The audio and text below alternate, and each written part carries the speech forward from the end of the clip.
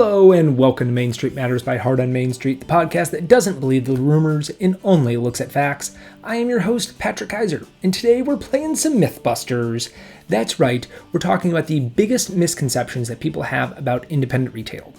You've heard them, maybe even believed a few of them yourself, but today we're going to set the record straight. Because truth is, Main Street is not a relic of the past. It's not a backup plan. It's not a weak link in the economic chain. Main Street is strong. It's evolving.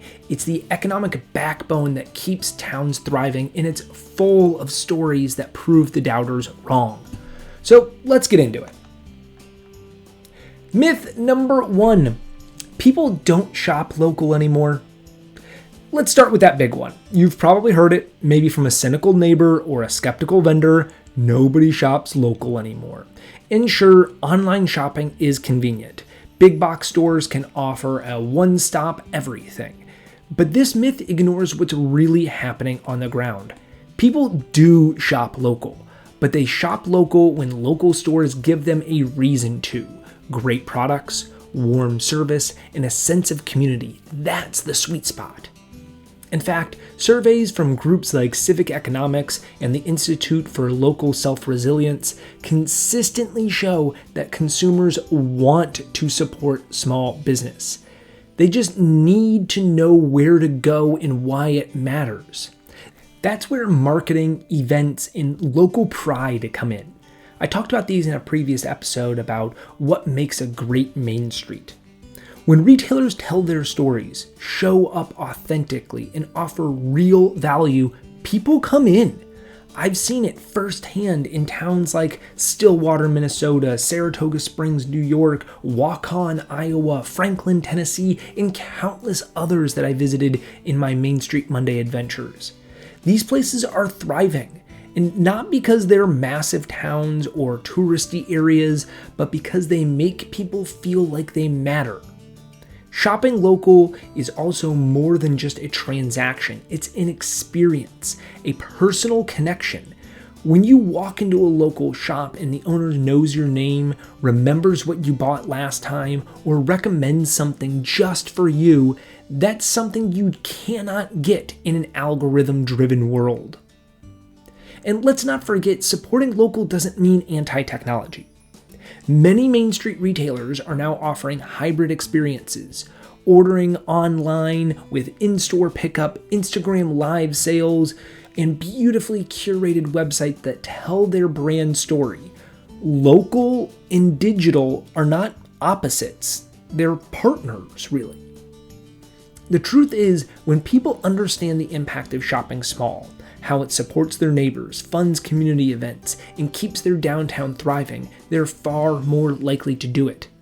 So the job for us as retailers, advocates, and consumers is to keep reminding them.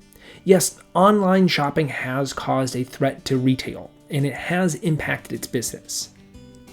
But recent trends have shown that it's impacting big box stores more. We've already seen the closure of Bed Bath & Beyond, Buy Buy Baby, and Sears. Other chains like Walmart, JCPenney, Kohl's, Macy's, and even Target have significantly reduced their number of stores. And this makes sense. The products that they sell can easily be found online and can be shipped to you immediately.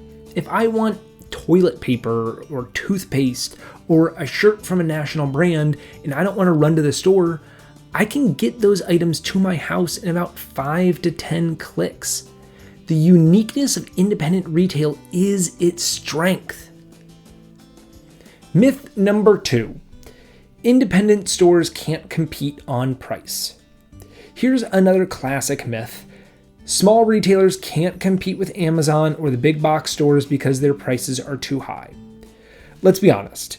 Yes, big corporations can buy in bulk, they can negotiate lower prices, and they can run loss leader promotions to lure people in.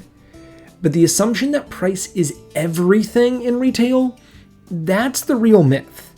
Independent stores often operate in a completely different lane. They're not trying to be the cheapest. They're aiming at being the most meaningful. They're offering products that are carefully selected, ethically sourced, locally made, or simply not available anywhere else. And that kind of value does not have a barcode on it. Let's say you walk into a local gift shop and you find a $28 candle. Could you find something similar online for cheaper? Probably, but it won't be hand poured by a local maker. It won't come with a story. It won't have a give back component. And it certainly won't help fund that store's ability to sponsor a local sports team or host the holiday window walk downtown. Customers will pay a little more when they feel a deeper connection to what they're buying. The real key is for retailers to communicate that value, telling the stories behind the products, creating an experience that goes beyond the product itself. Let's not discount the fact that independent stores are increasingly savvy about pricing strategies. They run promotions, they bundle products, they reward loyal customers. They know how to make value visible. So yes, price matters, but it's not the only thing that matters. And Main Street retailers who lead with experience, service, and storytelling are proving every day that price doesn't always win. People do. Myth number 3, retail is dying. Yes, the doom and gloom myth that's been around for years. Retail is dying. This is either not true or the longest, most drawn-out death imaginable. I believe it's the former. It's easy to believe when you see national chains closing their stores or headlines about the retail apocalypse. But let's be clear, what's dying isn't retail. It's a certain kind of retail.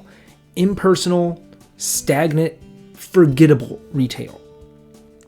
Once I was on a business trip and I forgot something essential for my meeting. It was something I needed, but it was not something the hotel would carry. So, and I hate to admit this, I walked over to the local big box store that was in the same commercial sector as my hotel. They didn't share the same parking lot, but they might as well have. I walked in, I grabbed my thing, and as I was walking to the checkout, it hit me, this isn't my hometown. This isn't my local store. I'm in a foreign city. But still, I knew exactly where that item was in the store without even thinking about it. Now, you could say that this planning made it convenient for me. But what struck me was the exact opposite. It felt so generic, so uninspired, so blech. Like it was some mass-produced retail store made in a factory to be just like everyone else. And I'll tell you, it was one of those chains that I listed earlier that is closing down stores. What's growing in retail is retail that engages people, retail that tells stories, retail that adapts. Independent shops are hosting classes, they're launching product collabs with local makers, they're turning their stores into mini event spaces and finding creative ways to bring people through the door. From visual merchandising to online marketing to community building, today's Main Street retailer is part entrepreneur, part artist, and part event planner. And they're the ones that are succeeding. According to recent data, many small retailers are outpacing larger chains in growth, particularly in niche markets or places with strong local economies. In other words, the rumors of retail's demise have been greatly exaggerated. Retail is not dead. Boring retail is dead. The stores that fail to adapt, that ignore their customers, that resist change, yes, they're in trouble. But the stores that embrace innovation while staying rooted to their community, they're thriving. So no, retail is not dying, it's evolving into becoming more human, more localized, and more personal than ever before. And that's the story worth telling. Myth number 4. Opening a store is a dream and not a career. Honestly, this one really gets under my skin. The idea that running a store is just a hobby, something that people do for fun or a side gig, like it's a cute little passion project and not a real business. Let me tell you something. This I probably even don't need to tell to this audience because you all know it and you're living in it, but opening a retail store is one of the most challenging, courageous things a person can do. It's a leap of faith, a financial risk, and a full-time job all rolled into one. Retail owners are business strategists, they're marketers, merchandisers, accountants, therapists, janitors, and community connectors. They wear 47 hats a day. They track sales trends, manage employees, respond to customer needs, and still find time to decorate their windows for the holidays. And the impact that they make, it's huge. Retailers provide jobs. They help revitalize downtowns. They offer places where people gather, connect, and feel seen. Is it hard? Absolutely. But so is any business, and retail deserves the same respect as any other form of entrepreneurship. For many owners, their store is not just their livelihood, it is their legacy, and that's what makes Main Street so powerful. So if you're listening and you've ever heard someone diminish the work that you do, let this be a reminder to you. You are running a real business, one that matters, one that's part of the economic engine that keeps your community thriving. And that's no hobby. That is a mission. So let's review. People do shop local. Independent stores can compete. Retail is not dying. And running a shop isn't a darn hobby, it's a business. These myths, they're convenient, but they're not true. And every time we push back against them by supporting a local shop, by telling a retailer's story, by celebrating their success, we help reshape that narrative. Main Street isn't just surviving, it's proving every day that it matters. If you've got a myth that you want me to tackle in a future episode, or a story that busts a misconception wide open, I would love to hear from you. Please reach out. You can email me at contact@heartonmainstreet.org, or go to our website, heartonmainstreet.org, or tag us on Instagram at, you guessed it, heartonmainstreet.org. Until next time, I'm Patrick Keiser. Stay safe, shop local, and keep your heart on Main Street.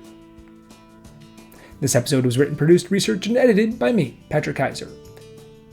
If you'd like to learn more about our organization, you can visit our website at heartonmainstreet.org. Thanks. Bye.